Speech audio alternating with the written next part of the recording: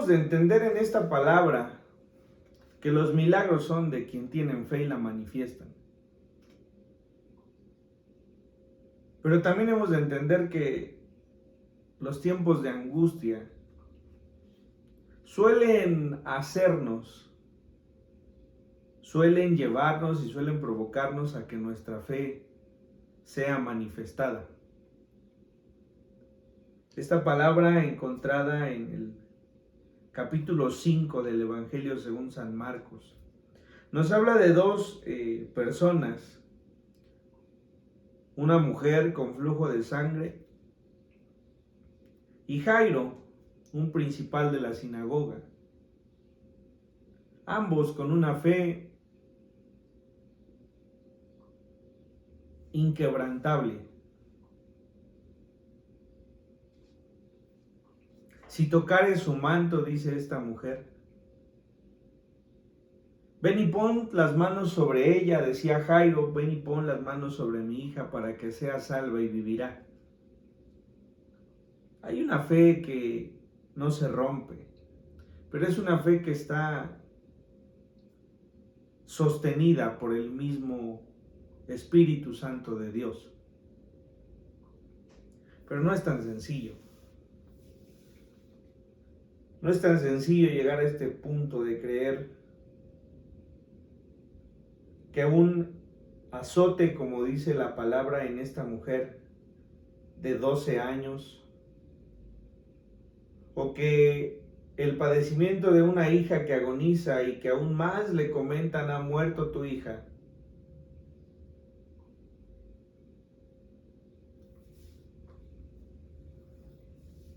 pueda ser el momento exacto para manifestarse.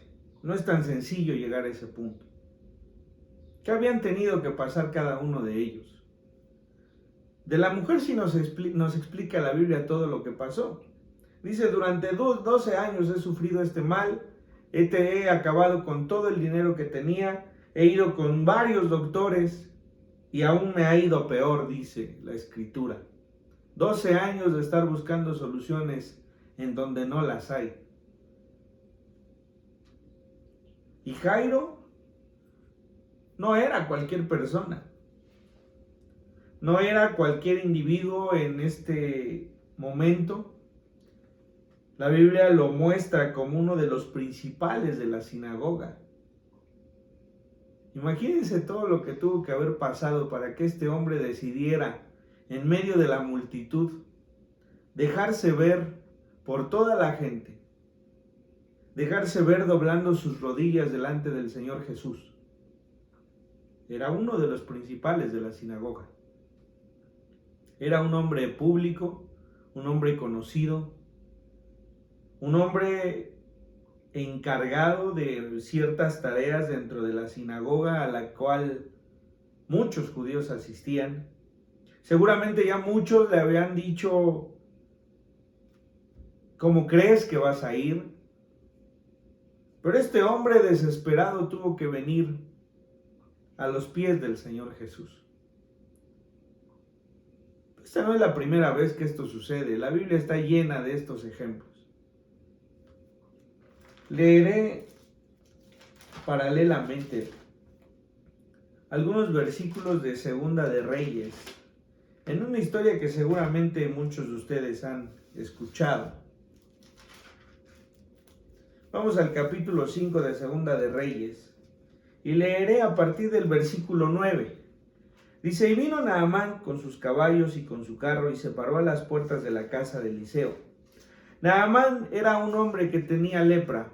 Era un hombre conocido por el rey, que tenía lepra. Y entonces alguien le dijo a Naamán, oye, ¿por qué no vas allá con el profeta? Seguramente habrá algo que cure tu lepra. Entonces Naamán viene inclusive con cartas del rey para poder ser atendido. Y dice que este hombre se paró a las puertas del profeta Eliseo. Entonces Eliseo, dice el versículo 10, le envió un mensajero diciendo, ve y lávate 7 veces en el Jordán, y tu carne se te restaurará y serás limpio. Y Naamán se fue enojado, diciendo: He aquí yo decía para mí, saldrá él luego, y estando en pie invocará el nombre de Jehová su Dios, y alzará su mano y tocará el lugar y sanará la lepra. Abana y Farfar, ríos de Damasco, ¿no son mejores que todas las aguas de Israel? Si me lavare en ellos, ¿no seré también limpio? Y se volvió y se fue enojado. Este hombre había padecido lepra toda su vida. Era una desesperación la que él tenía como para haber venido ante el profeta, por haber escuchado que alguien le recomendó que lo hiciera. Y viene y espera que Eliseo salga a atenderle. Y que Eliseo haga una oración, dice, y invoque a Jehová su Dios, dice, y ponga sus manos sobre mí. Y entonces el lugar donde se encuentra esta lepra sanará. Y se va enojado porque ni siquiera Eliseo salió, le mandó un mensajero. Mas sus criados se le acercaron y le hablaron diciendo: Padre mío, si el profeta te mandara alguna gran cosa, ¿no la harías? ¿Cuánto más diciéndote: lávate y serás limpio? Él entonces descendió y se zambulló 7 veces en el Jordán, conforme a la palabra del varón de Dios. Y su carne se volvió como la carne de un niño y quedó limpio. Y volvió el varón de Dios, él y toda su compañía, y se puso delante de él y dijo: He aquí ahora conozco que no hay Dios en toda la tierra sino en Israel. Te ruego que recibas algún presente de tu siervo. Muchos años con lepra, y este hombre, al estar desesperado, tuvo que venir ante Eliseo para que Eliseo le mostrara cómo es que Jehová le limpiaría de la lepra. Cuán desesperado tenía que haber estado para venir. Inclusive cuando se enoja y dice que no puede haber acá en estos ríos que son más limpios que el Jordán, ¿qué acaso allí no me limpiará de la lepra? Casi quejándose de que Eliseo ni siquiera lo había recibido y había enviado a un mensajero. En esta misma posición se encuentran Jairo y se encuentra esta mujer. Una posición desesperada. El hombre con su hija muriéndose, agonizando. Tenía que haber roto todo lo que él representaba para venir a los pies del Señor, para humillarse delante del Señor. ¿Pero qué es humillarse? Humillarse es adoptar una actitud de herir el amor propio. Este hombre, que era un principal de la sinagoga, tuvo que doblegar su orgullo, tuvo que doblegar todo lo que la gente le decía antes, y entonces venir y postrarse delante del Señor Jesucristo. Esto debe quedarnos muy claro. Cuando nosotros venimos delante del Señor, tenemos que venir de esta forma, humillados, derribando nuestro amor propio, sabiendo que nuestra salvación y que nuestra vida solamente dependen de Él. Ha venido Él, ha venido esta mujer después de 12 años de estar enferma para acercarse al Señor. Y esto, les decía en un principio, refleja un acto de fe. La fe que muchas veces, cuando estamos en una turbulencia, cuando estamos en el momento preciso de la angustia, es la que nos puede sacar a flote. Por eso algunas veces hemos hablado de la fe y les decía, si queremos tener más fe es necesario que padezcamos. La mayoría de las veces es así. Cuando necesitamos más fe, la única forma de obtenerla es atravesando circunstancias en las que nosotros sabemos que no depende de nosotros salir de ellas. Esta mujer se atreve a venir delante del Señor con la firmeza de creer: si tan solo tocare su manto, seré salva. Este hombre viene al Señor y le dice: si tan solo pones tus manos sobre ella, mi hija será salva y vivirá. Viene el Señor a la casa de Jairo.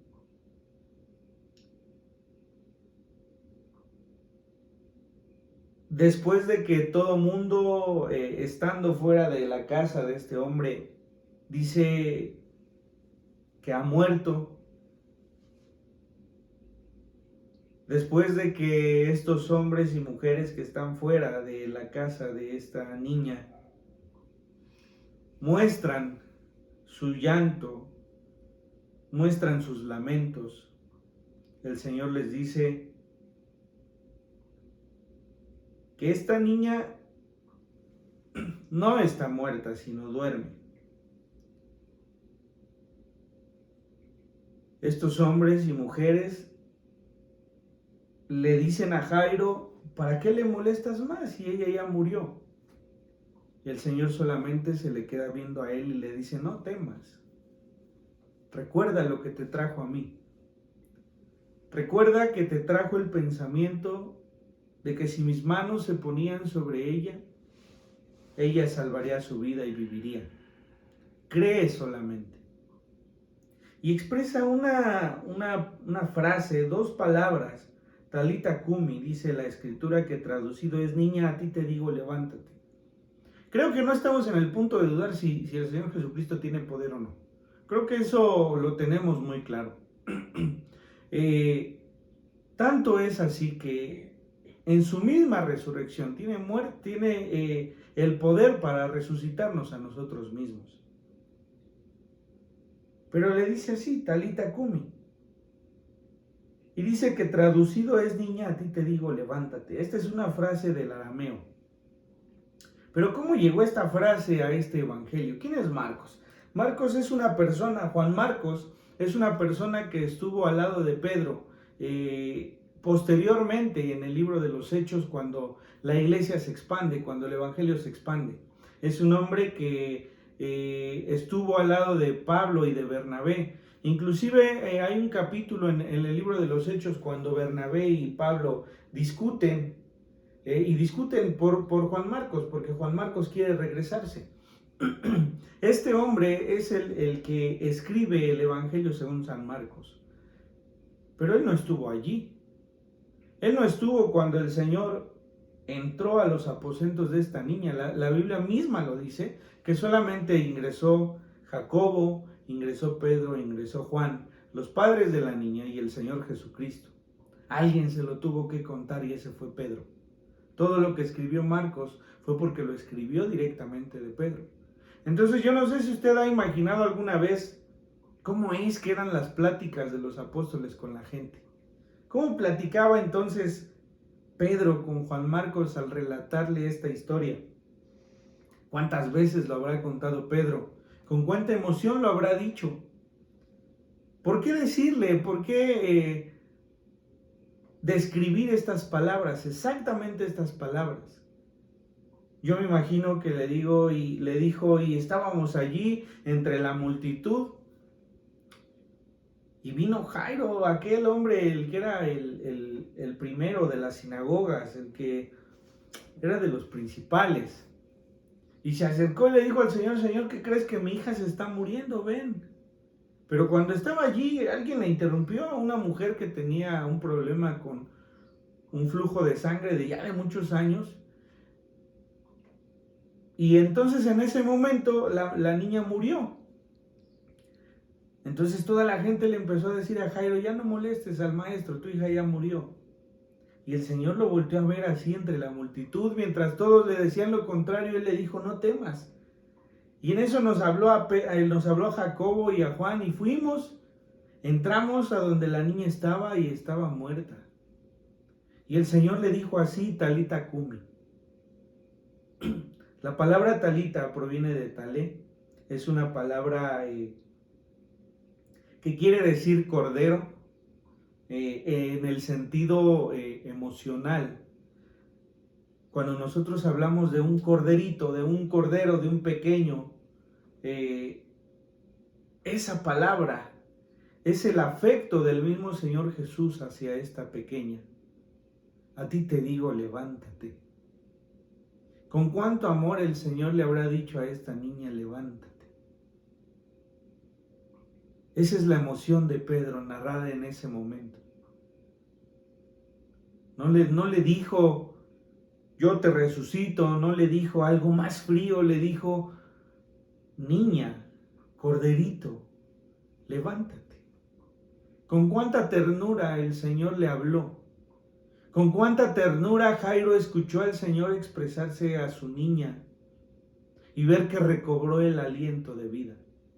Y fue algo que marcó su vida tal cual, que cuando vino con Juan Marcos se lo contó de esta forma. Algo que jamás olvidó. Algo que seguramente en los días de Pedro recordó una y otra vez. Algo que recordó mientras negaba al Señor. Algo que recordó cuando la mirada del Señor Jesús se levantó y se encontró con la de Pedro después de haberlo negado 3 veces. Algo que recordó cuando el Señor le habló a la orilla del mar después de haber resucitado y se ciñó su ropa y se lanzó hacia él. Algo que recordó por siempre. Tanto que se lo contó a Juan Marcos con el único propósito de expresarle la ternura y el cariño del Señor Jesucristo. Era un momento en el que Jairo debía tener paz. No temas, cree solamente. Aquellos dicen que tu hija ya murió, pero tú veniste a mí por algo. Y ese algo que por el cual tú veniste, tú lo vas a ver. ¿Cuál es el propósito de la resurrección cuando el Señor Jesucristo estaba entre nosotros? Es simple. Cuando el Señor Jesucristo hizo estos milagros, pudo mostrar que Él mismo habría de resucitar, que Él tenía potestad sobre la muerte. ¿Hemos de ver milagros como estos en la actualidad? No tengo por qué dudarlo, porque dudarlo sería dudar del Señor Jesucristo, y el Señor Jesucristo es eterno. El mismo que hizo que alguien resucitara en ese momento podría hacerlo hoy. No es algo común, no es algo cotidiano, no es algo que nosotros veamos constantemente, no es algo ni siquiera que esté dentro de nuestra mente el hacerlo. De lo que sí estoy seguro es que es el mismo Dios. Y ese mismo Dios puede hacer lo que Él quiera, porque tiene potestad de hacerlo. No sé cuántos ya habrán muerto y cuántos recobraron el aliento, porque hay muchos que los hospitales dan por muertos, que los toman sin signos vitales, que los toman prácticamente como que han perdido la vida, y hay muchos que se han levantado. El único que tiene poder sobre la muerte es el Señor Jesucristo, es nuestro Dios. De tal manera que, sin detenerme mucho en tratar de explicar si en estos tiempos pasa o no sucede, yo solamente sé que es el mismo Dios y que cuando Dios obra, inclusive la muerte tiene que obedecerle. Esta es su soberanía, esta es la soberanía del Señor. Ha venido este mismo hombre con esta niña. Ha despertado esta niña de su muerte. Y leyendo las diferentes versiones o las diferentes narraciones en los evangelios, me encontré en Lucas, en el capítulo 8, en el versículo 55, algo que llamó mi atención. Dice el versículo 55 del capítulo 8 en Lucas: entonces su espíritu volvió e inmediatamente se levantó, y él mandó que se le diese de comer. Entonces su espíritu volvió. Quiere decir que una vez que había muerto, su espíritu se había ido. ¿Por qué hago este comentario? Y lo hago con todo el respeto para los que nos escuchan. Cuando una persona ha muerto, el espíritu que vivía en esa persona deja de estar allí. Muchas veces nuestras expresiones demuestran que creemos que esa persona sigue allí, o que esa persona sigue escuchándonos, o que esa persona sigue interviniendo en nuestras vidas, y no es así.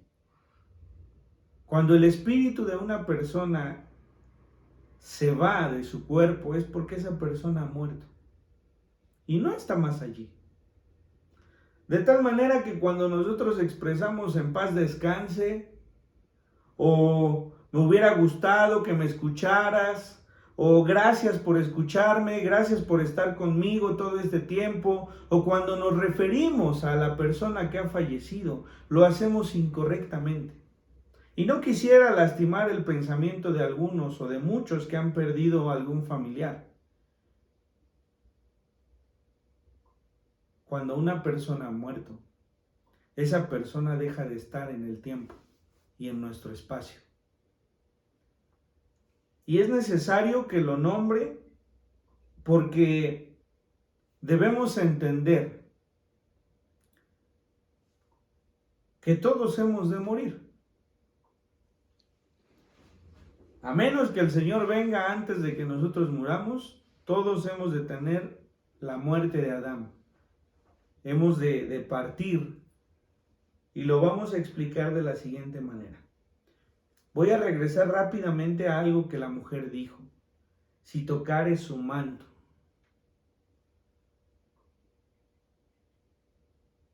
La condenación del mundo es algo que está presente. Y es tan justa. Y es justa porque todos tenemos al alcance de nuestra mano la salvación. Había mucha gente, dice que la multitud rodeaba al Señor, que muchos le apretaban y que incluso sus discípulos le decían, Señor, ¿cómo que quién te tocó? Si estamos rodeados de gente. Había mucha gente allí. Seguramente había muchos que necesitaban sanidad. Seguramente había muchos que necesitaban consuelo y paz. Pero solo una mujer se atrevió a tocar su manto. Solamente una dijo, si tocare su manto, entonces seré salva. Es como cuando hay una jarra de agua en la mesa y cuando todos tenemos sed, pero solamente uno se sirve agua y la toma. La salvación del Señor está a tu alcance.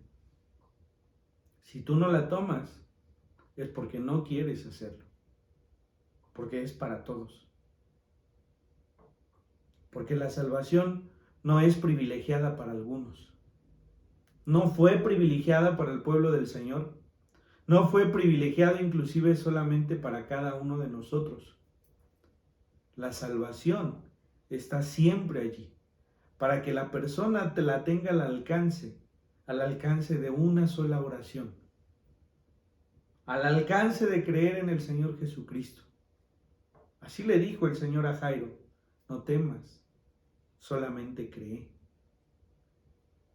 Así es como esta mujer, simplemente después de su desesperación de 12 años, se atrevió a venir con el Señor y tocarle de su manto.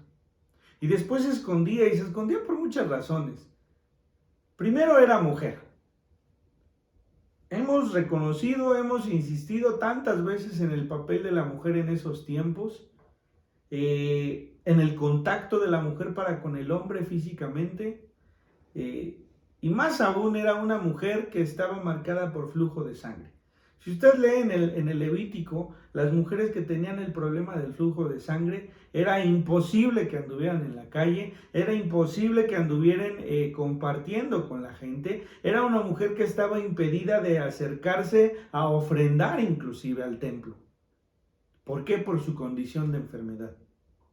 El flujo de sangre era algo mal visto, era como el leproso, como ese mismo leproso como Naamán, así era el flujo de sangre. Estos tenían que venir, el hombre leproso tenía que venir caminando y tenía que venir anunciando con su voz. Se acerca a un leproso y tenía que venir gritando para que la gente se apartara de su camino. Era algo que le marcaba no solamente la piel, sino la vida. Para esta mujer era así. Su flujo de sangre no era solamente una enfermedad, era algo que le impedía acercarse al templo. Cómo se espantó, cómo se escondió, cómo trató de no decir nada. Precisamente por eso el Señor preguntaba, ¿quién ha tocado mis vestidos? Él lo sabía todo. Pero él quería que esta mujer entendiera que había podido acercarse a él, porque él mismo lo había permitido. Quizá he platicado con mucha gente, con algunos de ellos, al hablar del Señor Jesús, siempre hay un discurso, siempre hay un argumento de ellos para no acercarse. Es que soy malo, es que he hecho esto y esto y esto y esto, y es que yo no puedo acercarme a Dios porque no merezco que Dios me perdone, y ciertamente no lo merecen, como ninguno de nosotros lo merecíamos. Sin embargo, solamente aquel que piense si acercare mi mano y tocare su manto, solamente esos tendrán derecho a la salvación. El punto es que la salvación está allí. El punto es que la salvación está en solamente creer. Le decían los siervos a Naamán, si este hombre no te dijera que hicieras gran cosa, ¿no la harías? Es decir, Naamán decía, tan sencillo, o sea, me sumerjo ahí en el Jordán 7 veces y con eso no puedo creerlo. ¿Qué decían? Si hay algo extraordinario para hacer por tu salvación, ¿lo harías? A veces quisiéramos eso, ¿no? Quisiéramos que tuviéramos que hacer la gran cosa para alcanzar la salvación. Pero la simpleza de la salvación está en que solamente tienes que creer. No temas, dice el Señor a Jairo, cree solamente. No necesitas hacer algo extraordinario, solamente necesitas creer, porque lo extraordinario ya lo hizo el Señor Jesucristo. Lo extraordinario ya lo hizo el Señor en la cruz del Calvario. Y es entonces que nosotros tendremos que alcanzar nuestra mano para tocar su manto. ¿Con qué propósito? ¿Para qué? Mira lo que dice Primera de Corintios en el capítulo 15. En el versículo 20 dice, mas ahora Cristo ha resucitado de los muertos, primicias de los que durmieron es hecho. Porque por cuanto la muerte entró por un hombre, también por un hombre la resurrección de los muertos. Porque así como en Adán todos mueren, también en Cristo todos serán vivificados. Fíjense bien cómo en este versículo 22 pareciera que abarca una totalidad, pero no es así. En Adán todos morimos, eso que ni qué. Desde el primer Adán, desde Eva, desde sus hijos, desde Abraham, Isaac, por nombrar algunos, David, Salomón, los evangelistas, Pablo, cada uno de nosotros, todos en la muerte de Abraham morimos. Es decir, todos por el pecado estamos muertos. Todos. También en Cristo todos serán vivificados. Esta es una diferencia. No está diciendo que todos, está diciendo todos en Cristo. Es decir, todos los que creamos en el Señor Jesucristo. No habla de toda la humanidad, dice todos los que están en Cristo. También en Cristo todos serán vivificados. Hay una diferencia. El mundo, todos los que pertenecemos al mundo, empezando por Adán, pecamos, por cuanto todos pecaron y están destituidos de la gloria de Dios. Pero los que estemos en Cristo, también todos seremos vivificados. Pero cada uno en su debido orden. Y esto habla de una resurrección eterna. Cristo, la resurrección de Cristo ya fue hecha. Las primicias, es decir, todos los que hayan muerto hasta el momento en el que el Señor Jesucristo resucitó, todas esas primicias han resucitado ya. Pero dice luego los que son de Cristo en su venida. Es decir, todos nosotros hemos de morir. Y cuando el Señor Jesucristo venga, entonces todos los que hemos muerto, dice Tesalonicenses, todos los que han muerto en ese momento, se levantarán. Y dice que los mares arrojarán a sus muertos, que la tierra arrojará a sus muertos. Esa es la segunda venida del Señor Jesucristo. Entonces todos hemos de padecer esa muerte. Pero si tú alzas tu mano, dice la Escritura, si tan solo tocamos su manto, seremos salvos. Quiera el Señor que cada uno de ustedes que nos escucha pueda entender que para que en la segunda venida del Señor Jesucristo podamos resucitar para vida, tenemos que creer en Él. Tenemos que estar en Cristo, porque seremos vivificados. Y tenemos que entender, porque el Evangelio es para todos, que esta es la justicia del Señor. ¿Sabe? Tristemente muchos se dicen ateos, muchos inclusive se burlan del Evangelio, pero al hacerlo quiere decir que han escuchado el Evangelio. Por tanto, tendrán que ser juzgados con respecto a esto. El Evangelio es para todos. El Señor no sería justo si no nos diera a todos la oportunidad de ser salvos, pero la oportunidad allí está. Habrá quien la tome, habrá quien se burle, habrá quien lo niegue, habrá quien ponga su esperanza en otro sitio. Será decisión de cada uno. Pero si tú eres como aquella mujer que dijo, si levantase mi mano y tocare su manto, entonces seré salvo, entonces tendrás vida y tendrás vida eterna. El agua está allí a la mesa. El agua que quita la sed está allí a la mesa, como mencionábamos la semana pasada. El que tome de esa agua no tendrá sed jamás. Allí está la mesa servida. Si tú tienes sed, toma de esa agua y tendrás vida, y dice la Escritura, y la tendrás en abundancia. No es para todos, pero no es para todos porque no todos elegiremos por el Señor. Es para todos porque está dispuesta para la humanidad, pero solo aquel que alce su mano, solo aquel que quiera alcanzarle, es quien tendrá vida eterna. Esta mujer y este hombre pudieron encontrar en el Señor una esperanza que después de mucho tiempo no tenían. Así que el Señor hoy nos dice, a ti te digo, levántate. Levántate para salvación. Levántate para vivir eternamente. ¿Le escucharemos? ¿Escucharemos su voz? Solo depende de cada uno de nosotros, porque la salvación ha sido dispuesta. Está a la mesa y cada uno de nosotros elegirá si la acepta o no lo hace. Señor, te damos gracias. No tenemos duda de que la resurrección de los muertos es algo que está en tu potestad. No es algo que cambie los planes de una persona. Es lo que todo está ya dicho, Señor.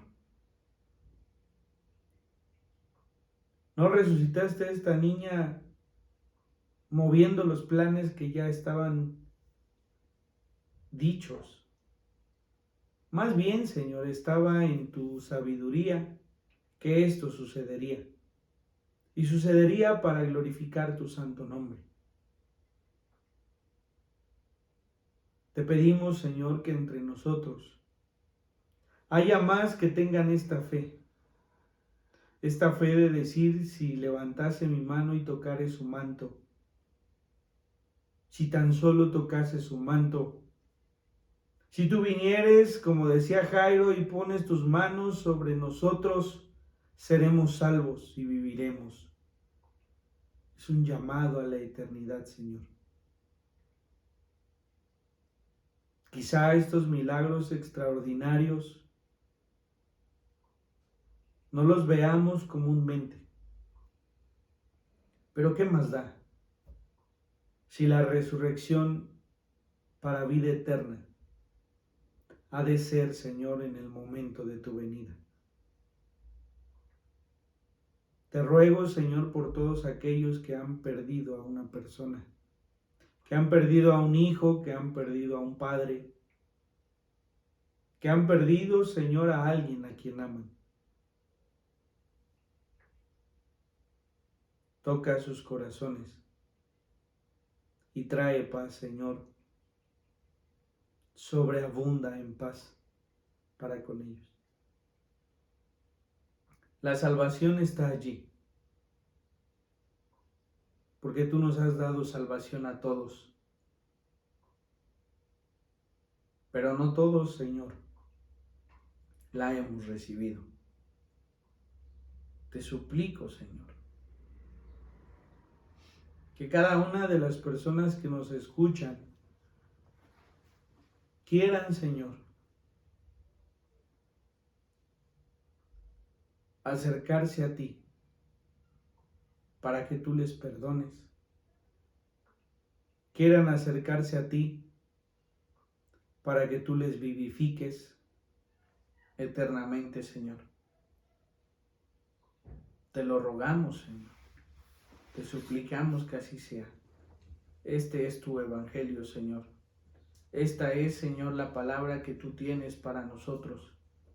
Permite que esta palabra podamos replicarla, Señor, para los que hoy no te conocen. Que ellos, Señor, puedan acercarse sabiendo que esta salvación solamente proviene de ti, Señor. Te adoramos, Señor, y exaltamos tu nombre. Y te agradecemos que nos permitas estar esta mañana aquí, Señor. En tu nombre, Jesús, oramos. Amén.